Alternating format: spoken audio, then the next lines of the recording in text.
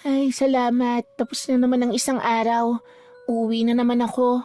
Ayos lang naman maglakad. Maganda naman ang panahon. Sa probinsya ng San Roque, sa isang liblib ngunit payapang barangay, naninirahan si Leticia Velez na ngayon ay isa ng guro sa kanilang lugar. Araw-araw siyang nagtuturo sa high school at tuwing umaga at hapon, nadaraanan niyang isang lumang bahay na matagal nang nasunog. Itim na mga dingding nito, gumuho na mga bubong at tinubuan na ng matataas na damo ang bakuran. Ngunit kahit matagal na itong abandonado, may kung anong bigat sa hangin sa tuwing siya'y napapadaan dito. May mga sandaling napapahinto siya sa paglalakad dahil pakiramdam niya ay may nakamasid sa kanya mula sa sirang bintana. Sa tuwing nananayo ang kanyang balahibo, kusa siyang napapabilis ng hakbang papalayo doon. At ang hindi alam ng iba, may isang lihim sa likod ng pagkasunog ng bahay na yun at daladala ito ni Leticia hanggang sa pagtanda. Nangyari ito 10 taon bago ang kasalukuyang panahon. Bata pa lamang si Leticia at walang iniisip kundi ang maglaro sa kalye. Kasama niyang ibang bata sa barangay. Naglalaro sila sa gitna ng kalsada hanggang sa dapit hapon. Isa sa palagi niyang kasama ay si Mike, ang kaibigan niyang mas matanda sa kanya. Habang naglalaro, hindi maiwasang makarating sa kanilang pandinig ang mga bulong-bulungan ng matatandang nakatambay sa tapat ng malaking sari-sari store sa kanto. Hindi man nila tuwirang naririnig ang buong usapan, ngunit malinaw sa tainga ni Leticia na paulit-ulit na nababanggit ang pangalang Miriam. Huy, Leti, naririnig mo ba yung pinag-uusapan ng mga chismosa sa kanto? Oo, si Manang Miriam na naman ang pinagchichismisan nila. Ang sabi nila, kasumpa-sumpa raw ang kapitbahay na yun. Bakit naman? Ang sabi nila, mambabarang daw yung si Miriam. Kaya raw niyang magsumpa ng tao. Mambabarang? Ano ba talaga yun? Isa yung masamang gawain. Parang tulad nung mangkukulam na napapanood natin sa telebisyon, nakakapagdulot daw yun ng sakit. Minsan, kamatayan. Tahimik na napatingin si Leticia sa dulo ng eskinita, kung saan nakatayo ang lumang bahay ni Miriam. Hindi niya mawari kung paano nagagawa ng isang matandang babae ang ganong bagay. Sa isip niya, wala naman siyang nakitang masama rito. Palagi lang itong tahimik, bihirang lumabas at tila walang pakialam sa kahit na sino. Lalong lumakas ang tibok ng puso ni Leticia nang may naisipang bagay si Mike. Kung gusto mong malaman, gusto mo bang sumama? Alam ko kung paano pumasok sa likod ng bahay ni Manang Miriam. Ano? Nababaliw ka na ba? Hindi ba trespassing yun? Di naman tayo mahuhuli. Basta wag tayo magpapahuli. Masamang ideya yan, Mike. Paano nga kung mahuli tayo? Sandali lang naman. Para lang malaman natin kung totoo bang mambabarang o mangkukulam siya. Ayoko, Mike. Naniniwala akong hindi masamang tao si Manang Miriam. Sadyang mapanira lang yung mga kapitbahay nating chismosa. Kahit gustong malaman ni Leticia ang tungkol sa kapitbahay na yun, hindi niya balak na tumawid sa hangganan at nirerespeto niya ang mga matatanda. Ngunit isang gabi naman, habang papauwi si Leticia mula sa pinapasukang paaralan, nadatnan niya ang kanyang tiyuhin na si Kaloy na lasing at nagwawala sa tapat ng bahay ni Miriam. May hawak itong bote ng alak at walang patid na nagmumura. Sumisigaw ito ng malakas na bumabasag sa katahimikan ng gabi at tinahagis nito ang bote sa bakal na gate ng matanda. Natigilan si Leticia sa gilid ng kalsada. Nagulat habang pinagmamasdan ang eksena. Lumabas ka dyan! Salot kayo! Dahil sa inyo, naging malas ang buhay namin! Mga demonyo kayo! Kayo ang dahilan kung bakit pinamumugara ng peste ang sakahan ko. Tiyo, tama na. Nalasing na naman po kayo. Lumayas na kayo sa barangay na to. Wala kayong silbi. Bakit niyo po ba ginagawa to? Ay, nakakaya sa mga kapitbahay. Biglang bumukas ang pinto ng lumang bahay. Lumabas ang matandang si Miriam na medyo pandak at payat. Ngunit tuwid ang paglalakad nito at may matalim na tingin. Tigilan mo yan, Kaloy. Kung ayaw mong magsisi. Ngunit sa halip na tumigil, tumawa lang si Kaloy at muling nagwala. Hindi na nagsalita si Miriam. Tinitigan lamang niyang lalaki bago muling pumasok sa bahay. Nang mga sumunod na linggo, unti-unting nagbago ang tiyuhin ni Leticia. Bigla itong nagkasakit, namaga ang mukha, mga kamay at paa. Halos hindi na ito makabangon sa higaan. Araw-araw, nasasaksihan ni Leticia ang panghihina nito.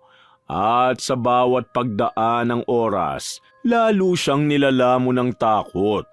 Ang mas nakakakilabot, nang makita ni Leticia ang mga nakakadiring sugat sa katawan ni Kaloy.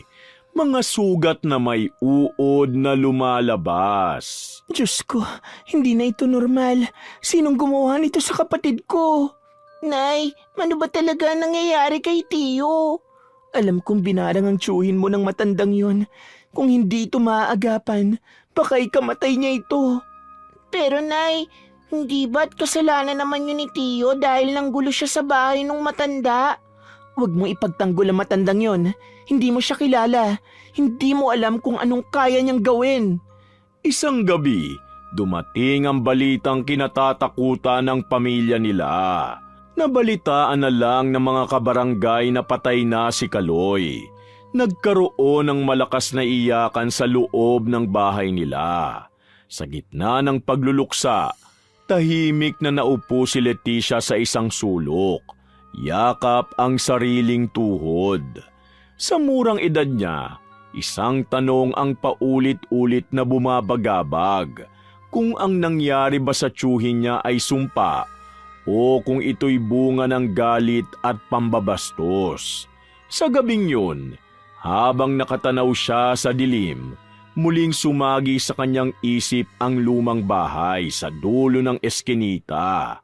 At doon nagsimulang mabuo ang takot na mag-uugnay sa kanya sa kasumpa-sumpang kapitbahay magpakailanman.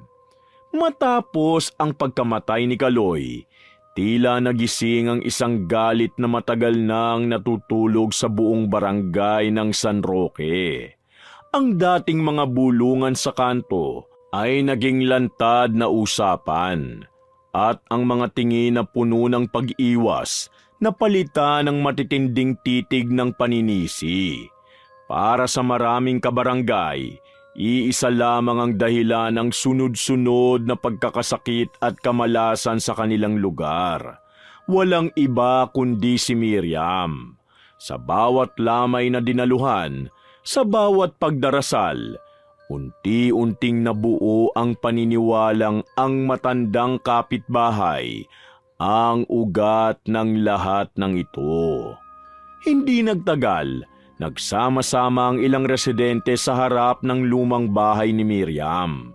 Wala silang dalang armas, ngunit ang galit sa kanilang mga mata ay sapat na upang iparating ang kanilang hinaing. Si Lorna, ang ina ni Leticia, isa sa mga nangunguna. Namumugto pa ang mga mata niya sa kakaiyak para sa kapatid. Ngunit mas nangingibabaw ang puot kaysa lungkot. Miriam, aminin mo na. Ikaw ang may gawa ng pagkakasakit ng kapatid ko.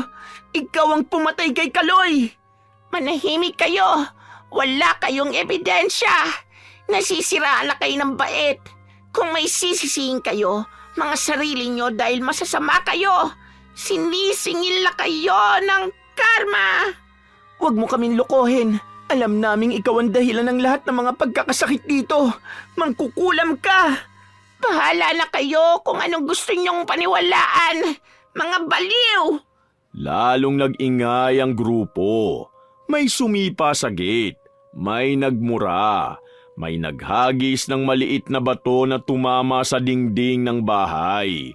Sa bawat tunog ng pagbagsak, lalo pang bumibigat ang dibdib ni Leticia na nakatayo lang sa gilid. Pinagmamasda ng eksenang parang isang bangungot. Hindi naman na pumatol si Miriam sa kanila, sapagkat nakaupo lamang siya sa loob ng bahay habang pinakikinggan ang pagwawala ng mga tao sa labas. Ngunit sa loob-loob niya, sumibol ang matinding galit na kinikimkim niya sa mga taong walang galang na ginugulo ang buhay niya. Tama na po, Nay. Hindi niyo po ba nakikita? Sobra na po ito. Tumahimik ka, Leticia. Hindi mo naiintindihan ang ginagawa ng babaeng yan. Napayuko na lang si Leticia. Hindi niya kayang sumigaw laban sa sariling ina. Ngunit mas hindi niya kayang panuorin ang isang matandang babae na pinagtutulungan ng buong barangay. Sa gabing yun, umuwi siyang mabigat ang dibdib at puno ng tanong ang isip. Kinabukasan, patuloy pa rin ang galit ng mga tao. May mga nagmumungkahi na palayasin si Miriam. May mga nagbabantang ipapabarangay ito. At may ilan na tahimik ngunit halatang may mas masamang iniisip. Ang dating tahimik na eskinita ay napuno ng ingay at tensyon. Isang gabi, hindi na nakatiis si Leticia. Nakita niya si Mike na nakaupo sa may bakod. Tila nag-iisip din tungkol sa nangyari. Sumusobra na rin sila. Hindi ko na kaya makita ang ginagawa nila kay Manang Miriam. Matanda na yung tao kaya bakit nila pag-iinitan? Ganyan talaga kapag yung isang maliit na chismis lumaki. Mahirap na itong pigilan. Kawawa nga yung matanda Pero kung totoo nga na siyang nambarang sa mga tao, hindi rin yun tama. Paano kung mali sila? Paano kung wala naman talaga siyang kasalanan at hindi talaga siya mambabarang? Alam mo, Leti, sa mata ng galit, wala nang tama o mali. May gusto lang silang sisihin. Hay, ang gulo na ng lugar natin ngayon. Di tulad dati, payapa lang. Ganun talaga pag dumadami ang mga chismosa Tahimik na napatingin si Leticia sa bahay ni Miriam. May kakaibang lungkot sa puso niya.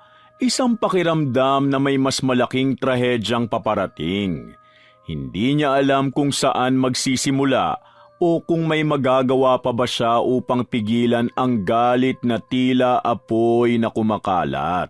At dumating ang gabing yun. Nagising si Leticia sa amoy ng usok at sa ingay ng sigawan.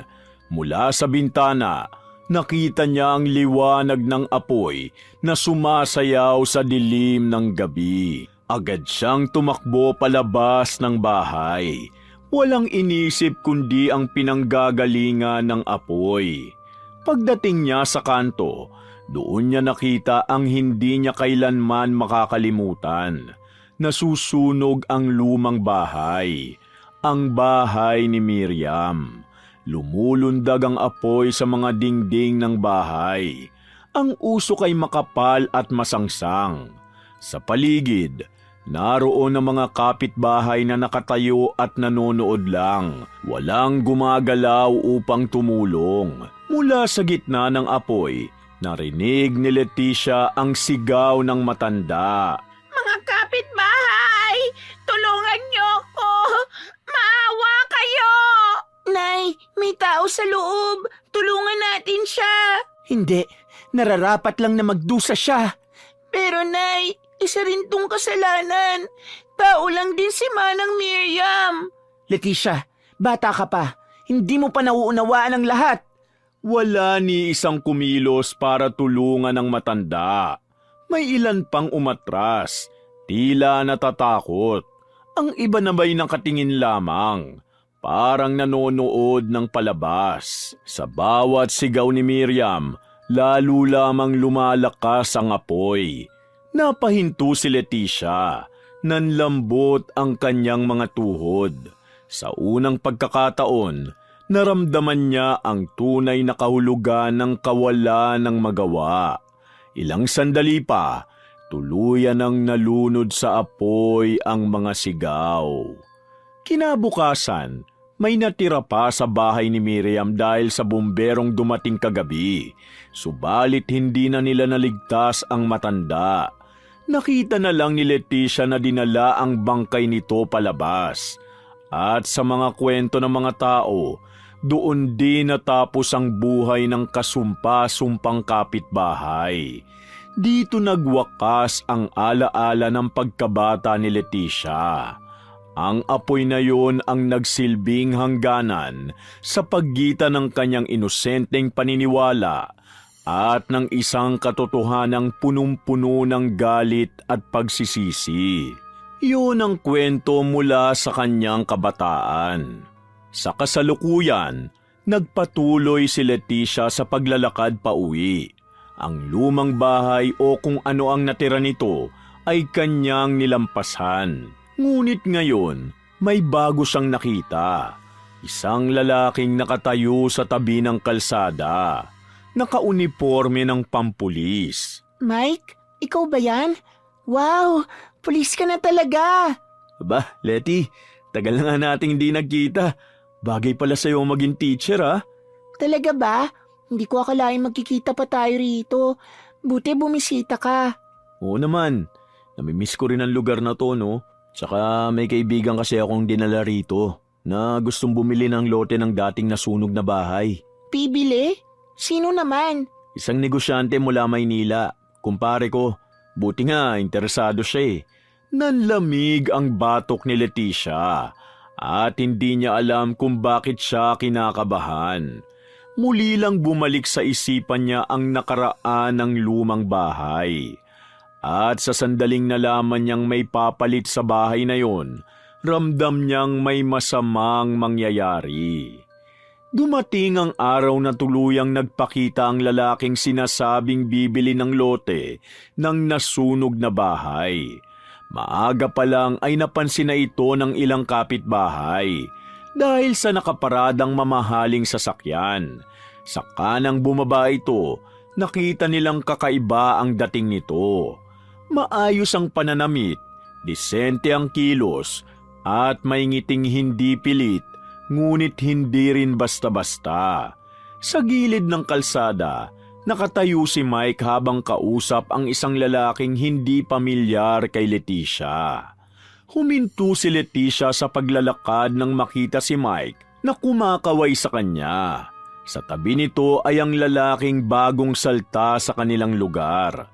Matangkad, maputi, gwapo at maamo ang mukha na nakakaagaw ng pansin. Letty, siya nga pala si Dexter, yung negosyanteng sinasabi ko.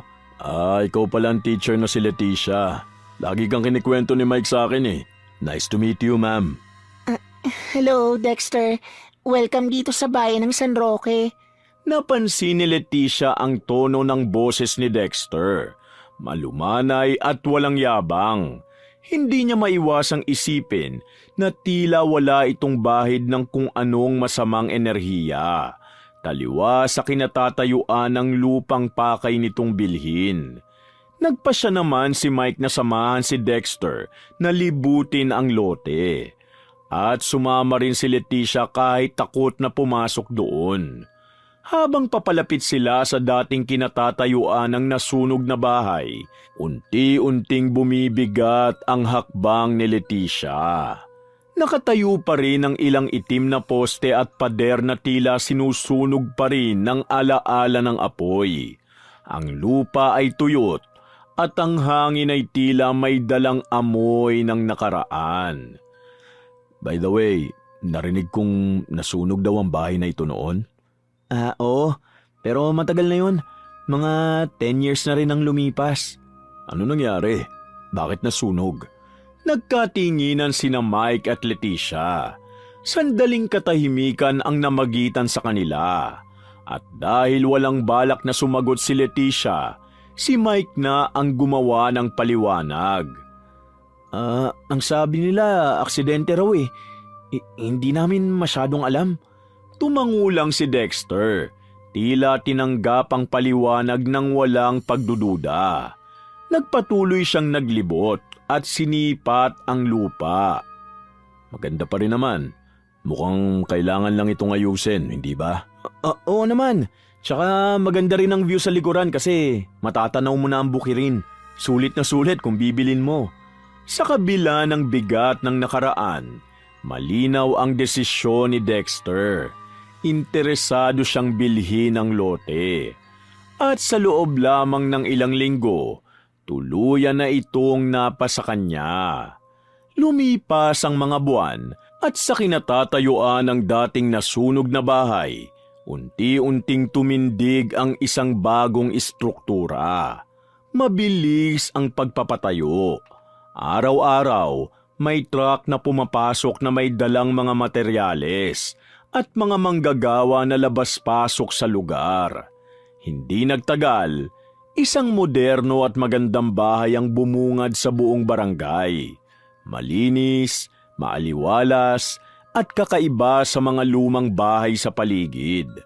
Tuwing may dadaan, hindi maiwasang mapatingin at humanga na parang hindi nila aakalain na dati itong tinatawag na malas na bahay.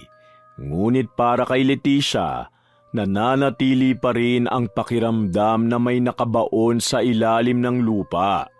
Isang alaala na hindi basta-basta natabunan. Isang hapon, lumapit kay Leticia ang pinsan niyang si Donna. Halatang may kinikimkim na kilig.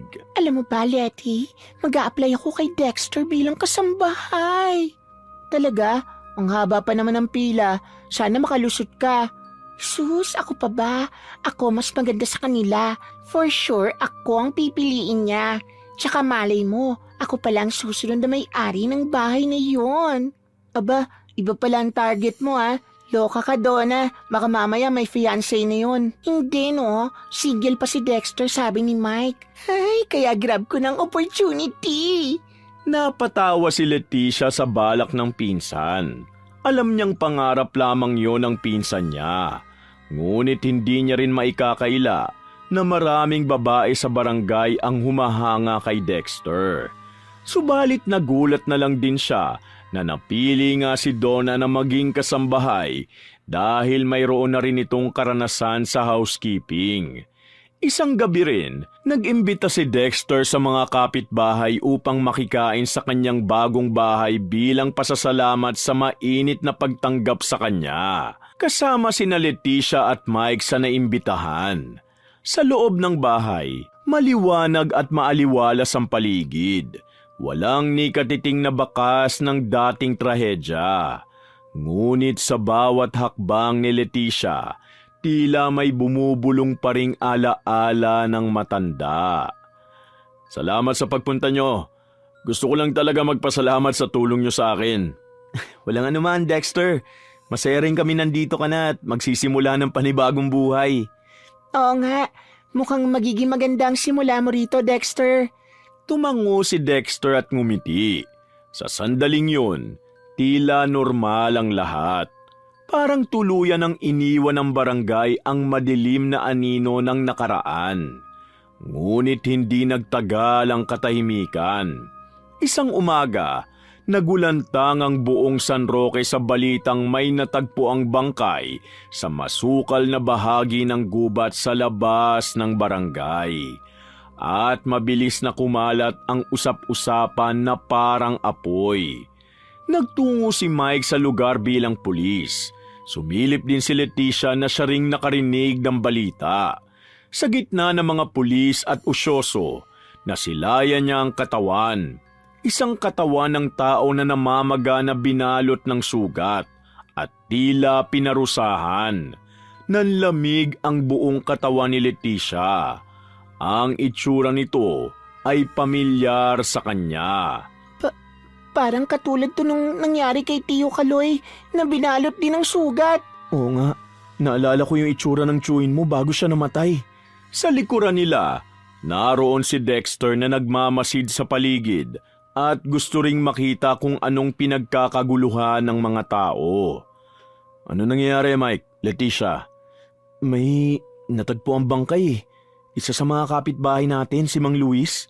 Hala, kawawa naman siya. Hindi ba siya yung lalaking naninipa ng mga aso sa daan pag nalalasing? Oo, siya nga. Ang lalaking mapanakit sa mga hayop. At naalala kong dati na siyang binarang dahil sa kagagawan niyang yun. Binarang? At dito, hindi alam ni Leticia kung anong sasabihin. Aksidente niyang nabanggit ang bagay na pilit niyang nililihim. Ang alam niya lang sa mga oras na yun, parang bumabalik ang sumpa na dati niya nang nasaksihan nung bata pa siya. Matapos ang malagim na krimeng yumanig sa buong San Roque, hindi na bumalik sa dati ang katahimikan ng barangay. Akala ng lahat, isang simpleng trahedya lamang ang natagpo ang bangkay sa gubat. Ngunit nagkamali sila. Sa mga sumunod na araw, unti-unting nabalot ng takot ang bawat tahanan. Dahil isa-isa, nagsimulang magkasakit ang mga kapitbahay. Isa na rito ang ina ni Leticia na si Lorna. May mga bata ring nilagnat ng malala. May mga matatandang biglang nanghina ang katawan. At may ilan na tinubuan ng kakaibang butlig-butlig sa katawan na kahawig ng bulutong ngunit mas malala. Kahit anong gamot ang ibigay, kahit sinong doktor ang lapitan, walang gumagaling. Sa bawat umaga, may bagong balitang may naoospital. May mga pamilyang umiiyak para humingi ng tulong.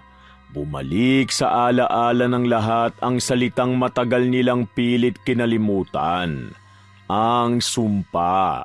Sa gitna ng kaguluhan, si Dexter ang isa sa mga unang kumilos. Nagpadala siya ng mga doktor mula sa bayan. Pinatingnan ang mga may sakit at sinagot ang gastusin ng ilan. Dahil dito, pansamantalang humupa ang pag-aalala at takot ng mga tao.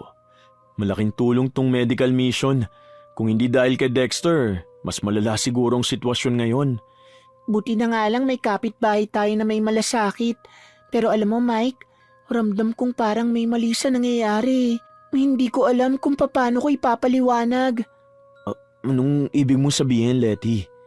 Parang bumalik lang tayo sa dati. Yung mga panahong puno ng takot ang mga tao na wala nang gustong lumabas sa mga bahay dahil sa takot na magkasakit. Oo nga no, parang deja vu lang. Lumipas ang ilang oras, nanatili pa rin sina Leticia at Mike sa gilid ng kalsada para magmasid. Malayo sa ingay ng mga tao, doon muling bumalik sa usapan ang bangkay na natagpuan. Ilang araw lang ang nakalipas. May nalaman pala ako. Bago raw natagpuan yung bangkay, huling nakitang biktima sa likod ng bakod ng bahay ni Dexter. Anong ibig mong sabihin? Hindi ko sinasabing si Dexter ang may gawa pero medyo kakaiba yung timing eh. I mean, yung pagdaan niya doon, bigla na lang siyang hindi makita sa susunod na CCTV footage ng ibang kanto. Natahimik si Leticia. Sa isip niya, pilit niyang pinagdurugtong ang mga pangyayari. Ang sunod-sunod na kamalasan, ang pagkamatay, ang lugar kung saan natagpuan ang bangkay. Teka Mike, simula nung mamatay yung si Mang Luis, doon na nagsimula ang lahat ng paglaganap ng sakit. Isang ideya ang unti-unting sumibol sa kanyang isipan. Isang bagay na matagal na niyang iniiwasan, ngunit ngayon, tila wala ng ibang sagot. Mike, paano kaya kung lumapit tayo sa albularyo? Albularyo? Sigurado ka bang makakatulong yun? Hindi ako sigurado, pero wala namang mawawala kung susubukan natin. Hindi ba yung mga albularyo ang may kakayahan na tukuyin ang mga ganitong klase ng karamdaman na kumakalat sa lugar natin? Bago pa makasagot si Mike, biglang lumapit si Dexter sa kanila na kanilang ikinagulat. Kanina pa sila pinagmamasdan nito mula doon sa mga tent. Oh, anong pinag-uusapan yung dalawa? Mukhang seryoso nyo Wala naman. Tungkol lang sa mga may sakit. Hindi na siya nagdagdag pa. May kung anong pumigil sa kanya na banggitin ang tungkol sa albularyo. Isang pakiramdam na baka pagtawanan sila o mas masahol pa, baka may marinig na hindi niya gusto. Kinagabihan, palihim na nagtungo sina Leticia at Mike sa liblib na bahagi ng gubat. Doon nakatira si Mang Kulas, isang albularyong matagal nang iniiwasan ng karamihan dahil pinagkakamalan nitong baliw. Ang kubo nito ay gawa sa kawayan at pawid. Napapaligiran ng mga punong tila mas matanda pa sa barangay. Sa loob, mabigat ang hangin at amoy usok ng insenso. Bakit kayo na pa rito? Magandang araw po, Mang Kulas. Nagpunta po kami rito para humingi sana ng tulong. Lumalaganap na po kasi yung sakit sa mga taga-barangay. At ang masaklap, may namatay. Pakiramdam ko, may bumabalik ng kamalasan sa lugar namin. Hihingi sana kami ng tulong para matukoy ito. Inilapag nila ang dalang damit ng biktima at mga larawan ng mga tinamaan ng kakaibang sakit. Tahimik na nagsimula si Mang Kulas sa pagtatawas. Pumatak ang kandila sa tubig at unti-unting may anyong lumitaw sa planggana. Isang figurang hindi malinaw. Ano po ang ibig sabihin nito? May isang taong naghahasik ng lagim sa lugar. May dalang mabigat na galit na ibinubunton niya sa mga taga-barangay ninyo. Mag-ingat kayo. Ang taong ito ay magaling magbalat kayo.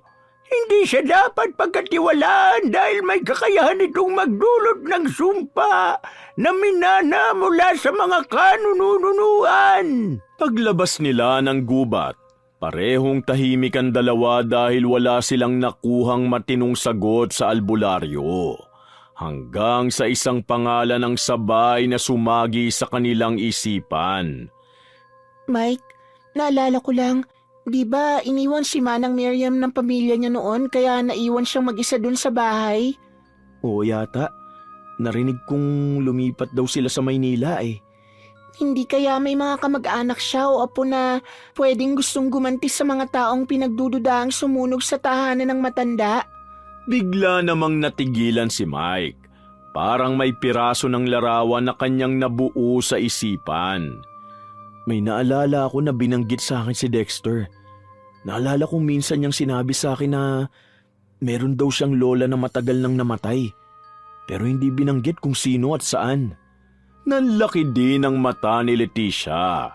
Ramdam niyang may kakaiba. Sa isang iglap, bumalik sa kanya ang mukha ng pinsan niyang si Donna, ang napiling kasambahay sa loob ng bahay ni Dexter. Diyos ko po, si Donna! At sa gabing yun, tuluyang nagising ang takot sa puso nila na matagal nang natutulog. Ngayon, ang ikinababahala ni Leticia ay ang pinsan. Dahil mula pa nung Lunes, hindi niya na ito nakita. Buong akala niya ay nasa bahay lang ito ni Dexter.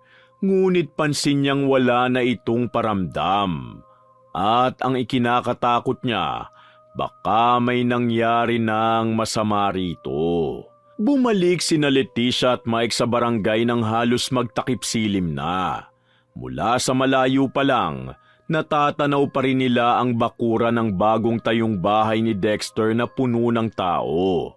May mga volunteer doctors na abalang tumitingin sa mga may sakit. May mga pagkain din na ipinamimigay. At sa gitna ng lahat, si Dexter na nakangiti ng malapad. Magalang kung magsalita at tila isang huwarang kapitbahay. Kung hindi mo alam ang kanyang lihim, iisipin mong isa siyang biyaya sa lugar. Ngunit para kay Leticia at Mike, bawat ngiti nito parang maskarang handang mahulog anumang oras. Leticia, Mike, saan kayo galing? Kanina ko pa kayo nahanap eh. May bibigay sana akong pagkain. Pasensya na. May kinuha lang kami sa bahay ni Leticia. Nga pala Dexter, nasan ba si Donna? Hindi ko pa kasi siya nakikita mula pa nung Lunes eh. Baka may alam ka kung saan siya pumunta. Hindi ba umalis siya? Nagpaalam kasi yun sa akin na pupunta raw sa kabilang probinsya para bisitahin ng mga magulang niya. Nanlaki ang mata ni Leticia. Kilala niya ang pinsan. Hindi ito aalis nang hindi nagpapaalam sa kanya. Ganun ba? Sige, subukan ko na lang tawagan. Nagkatinginan sila ni Mike. Walang salita.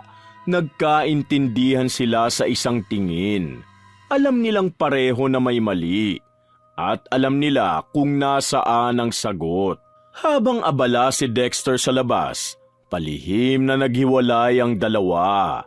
Si Mike ang nagbantay sa gilid ng bakod ng bahay nito, habang si Leticia ay dahan-dahang pumasok sa likod ng bahay. Pagpasok ni Leticia, pansin niyang masyadong tahimik ang loob ng bahay. Isa-isa niyang binuksan ang mga pinto sa una hanggang sa ikalawang palapag. Ngunit walang bakas ng pinsang si Donna. Bumibigat ang dibdib niya sa bawat hakbang, hanggang sa makita niya ang isang pinto ang nakatago sa likod ng kabinet. Papunta ito sa isang basement. Huminga siya ng malalim at tinahak ito. Nagulat naman siya ng mas malalim pa pala ito kaysa sa inaakala niya.